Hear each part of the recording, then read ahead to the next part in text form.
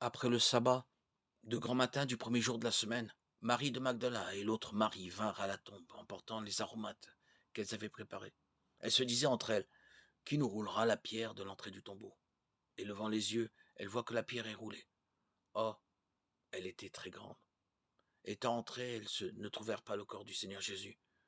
Or, comme elles en étaient déconcertées, voici que deux hommes se présentèrent à elles en vêtements éblouissants. Saisies de crainte, elles baissaient le visage vers la terre, quand ils leur dirent: Pourquoi cherchez-vous le vivant parmi les morts? Il n'est pas ici, mais il est ressuscité.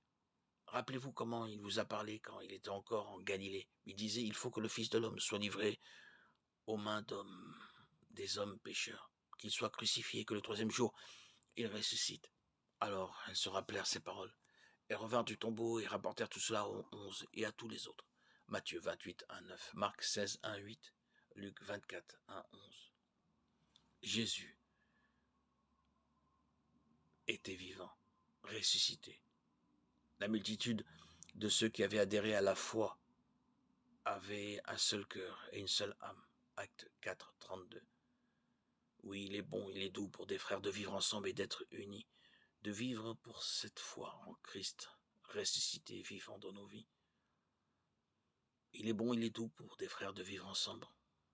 On dirait un baume précieux, un parfum sur la tête qui descend sur la barbe d'Aaron, qui descend sur le bord de son vêtement. On dirait la rosée de l'Hermon qui descend sur les collines de Tzion. C'est là que le Seigneur envoie la bénédiction, la vie pour toujours.